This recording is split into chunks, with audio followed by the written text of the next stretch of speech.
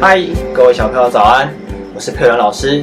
暑假第一个礼拜，你们在干嘛呢？老实说，佩伦老师看到你们都放暑假了，心里也好羡慕啊，好想出去玩，我又不想上班了。但是不行，因为我是负责任大人，你是负责任的小孩，所以呢，我会继续好好做好我的工作。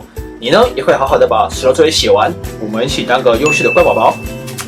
现在呢，就让我们邀请郭瑞还有慧荣老师来带我们一起敬拜赞美。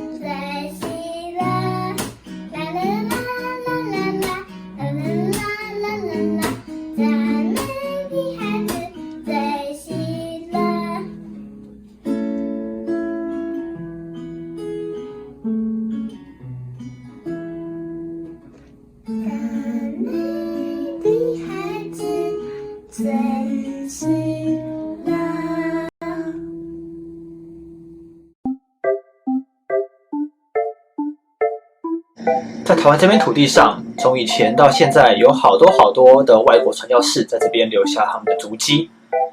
透过这几次的线上主日学，我们也认识了其中几位的故事，例如说到台东宣教的李修牧师，或者是和原住民生活在一起的井上一之助先生。不过今天这个故事的主角可是不太一样，因为他和我们台南这个地方的渊源可是很深的哦。你知道是谁了吗？让我给你几个提示吧。他是台南神学院的第一任校长，也是长荣中学的第一任校长。他曾经在太平径教会服侍过，还曾经去和日军和谈，保护了整个台南市不被战争伤害。而现在就在我家旁边，就在那里。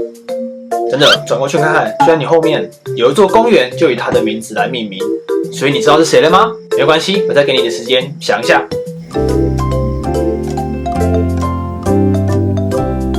没错，就是巴克里牧师。他所做出的这些贡献，不只对台南来说非常重要，对于整个台湾都有很大的意义哦。也因此，你在学校的课本都有可能会读到他的故事。而今天我们要看的，特别是这个东西和这个东西，这到底是什么呢？好，卖关子卖太久了，我们赶快开始看故事吧。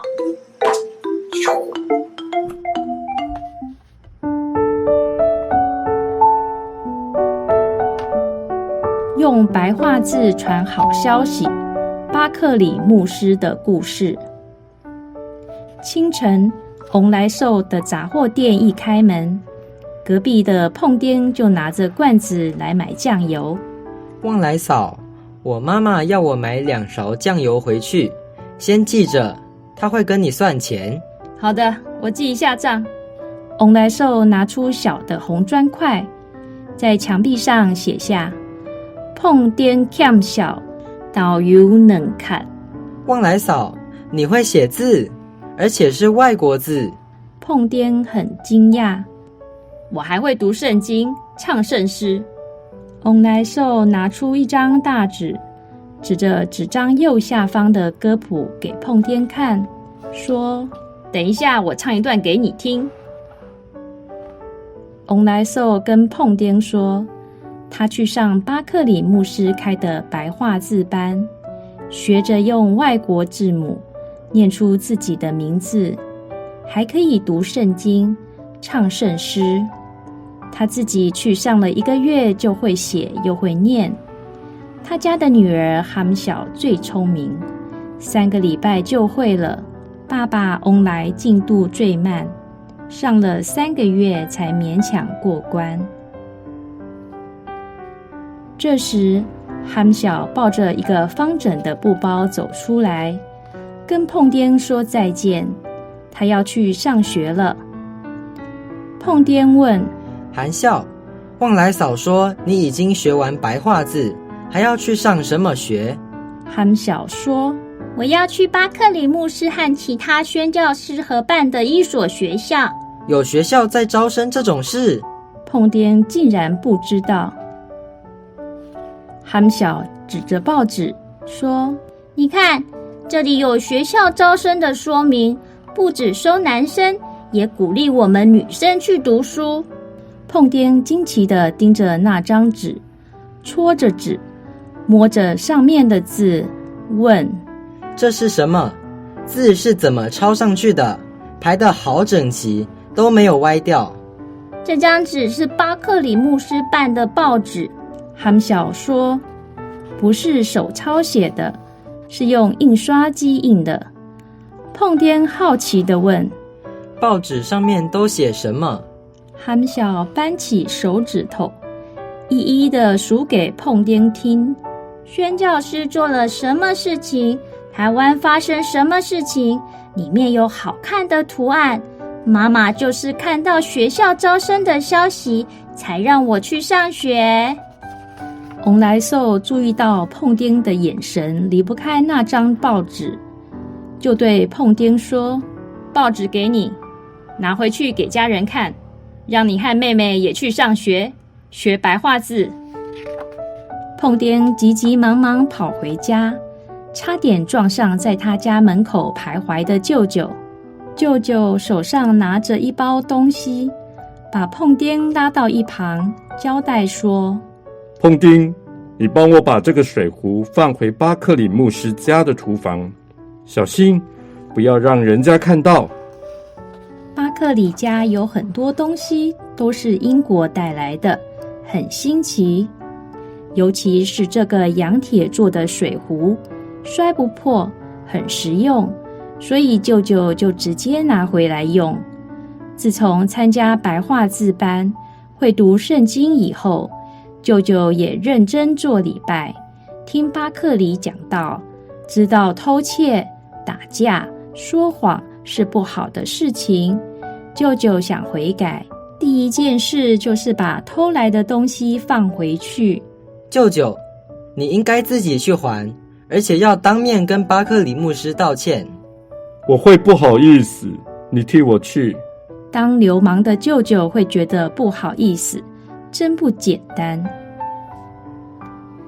说到碰颠这个舅舅，一开始去教会的目的是以为巴克里是外国人，如果他带着手下的小流氓去菜市场占地盘，被警察抓到派出所，巴克里可以帮他撑腰。但是性情温和，看起来很好说话的巴克里，并没有去派出所替舅舅说情，反倒认为他被处罚是应该的。也是因为这位流氓舅舅，让碰颠的爸爸妈妈觉得教会都是坏人去的地方，不肯让他们兄妹靠近教会和巴克里。碰颠拎着酱油罐，抱着水壶，翻过巴克里家的围栏，弯着腰，在长廊上紧贴着墙壁，往屋后的厨房前进。他经过巴克里的书房时，听到牧师用钢笔沾着墨水，在纸张上书写，刷刷的声音，嘴里还念着一段又一段圣经的经文。碰颠忍不住探头，趴在窗台上张望。巴克里的眼角瞄到碰颠，跟他打招呼：“碰丁，你好吗？”碰颠有点像做错事被抓到般的尴尬，结结巴巴地问：“巴克里牧师，你在做什么？”“我在翻译圣经。”“可是你从学校退休了，还要工作呀？为什么不去大树下喝茶聊天，去庙城下棋？”“因为我要把整本圣经翻译成台湾人看得懂的文字，让台湾人可以用自己的话读懂上帝的话。”巴克里看着碰颠手中抱着的水壶，说：“对了，厨房的门没锁，水壶都是放在柜子的第2层，麻烦你了。”巴克里很自然地交代着，碰颠就不再偷偷摸摸了。他伸直了腰板，往门廊的尽头走去，嘴里轻轻地说着：“谢谢巴克里牧师。”其实碰颠没有看到，背对着他，好像继续在写字、翻书的巴克里，脸上充满笑意，心里想着：改变了，他们有把教导听进去，也表现在自己的行为上，真好，实在是太好了。巴克里翻着字典，继续翻译圣经，刷刷刷，沾着墨水的笔尖在纸张上刷刷刷的大笔书写。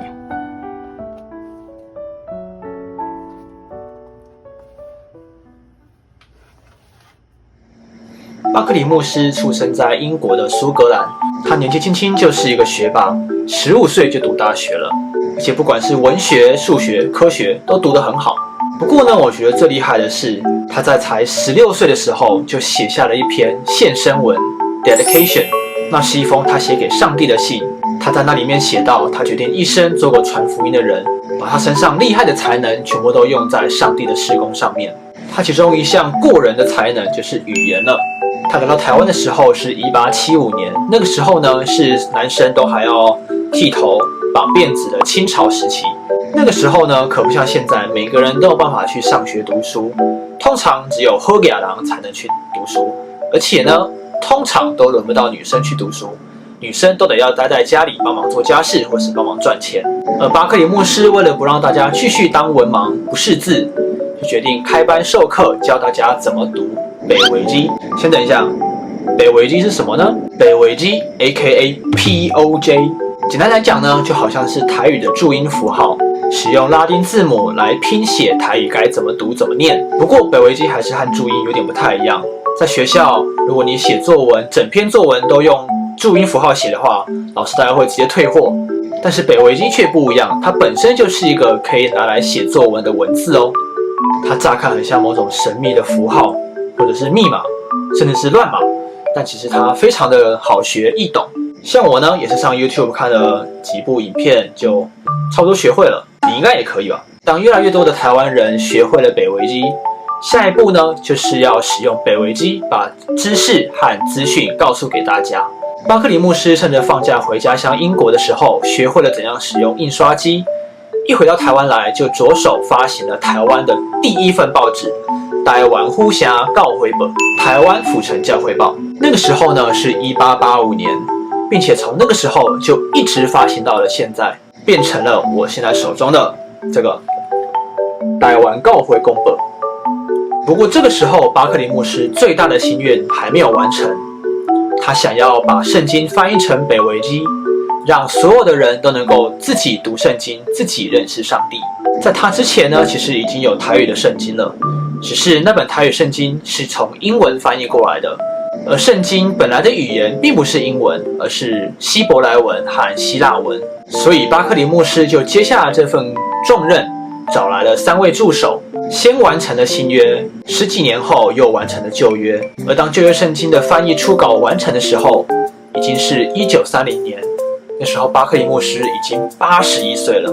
今天2022年，时间已经过去快100年了。巴克里牧师所翻译的台语圣经依然是台湾的教会很重要的一本圣经。看我手上这本2017年出的，叫做巴克里修订版。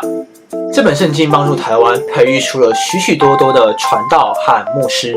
更重要的是，它还让更多没有上过学、无法接受教育、看不懂国字的平凡老百姓们，也能够直接看懂上帝的话。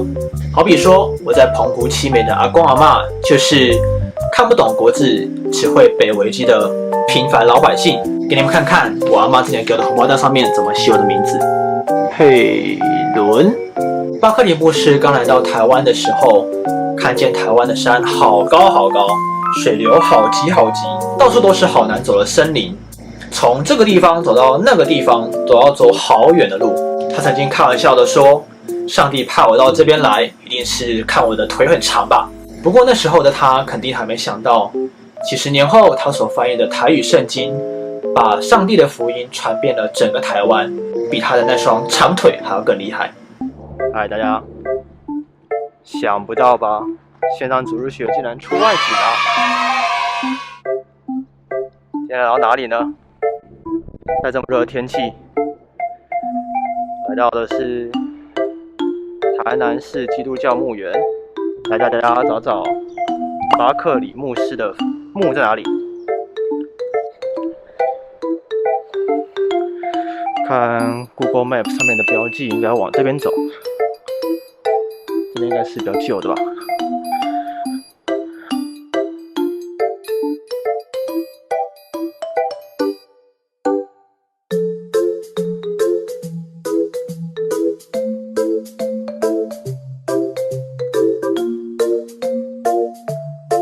找到了，就在这里。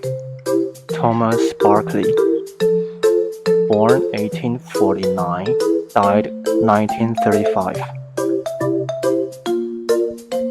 Served 60 years in Formosa. I will establish unto thee an everlasting covenant.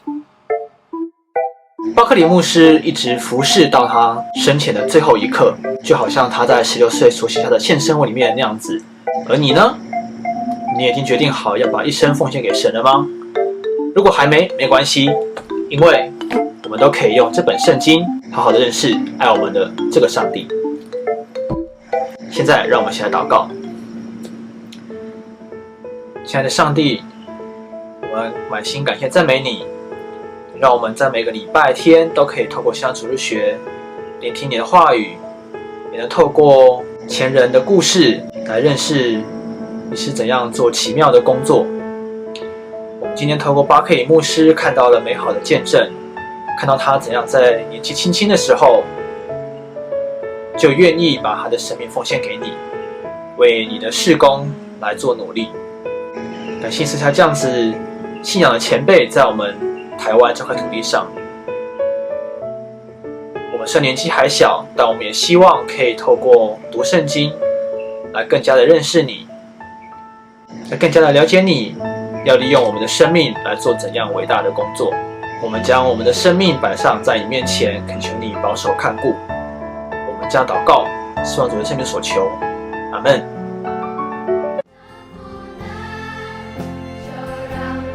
现在邀请大家一起来奉献。虽然我们今天奉献上的可能只是一点点小小的金钱，但是就好像故事书里面的碰丁，就算他只是帮巴克里牧师把水壶拿到厨房柜子里面放好，在上帝的眼中，那也是一项被他纪念的服事哦。我们一起来奉献。一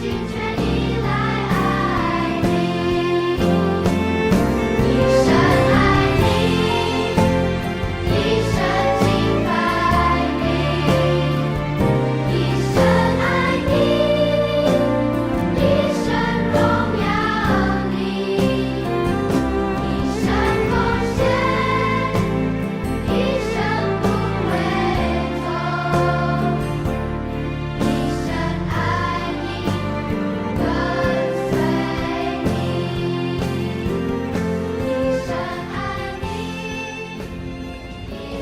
亲爱的天父，感谢你的恩典，让我们在疫情的当下依然能够来敬拜你。恳求你帮助每个孩子有受教的灵，在受教的当时虽然不觉得快乐，但求主用爱与平安充满他们，他们就不在愚蒙与羞辱中，反得着荣耀，受到圣灵的充满，并且知道自己是蒙爱的孩子。主啊，在这充满挑战的环境中，恳求你再次帮助我们，帮助每一个蒙你喜悦的人。祷告奉主耶稣的名求，阿们。你们当刚强壮胆，不要害怕，也不要畏惧他们，因为耶和华你的神和你同去，他必不撇下你，也不丢弃你。申命记31章6节。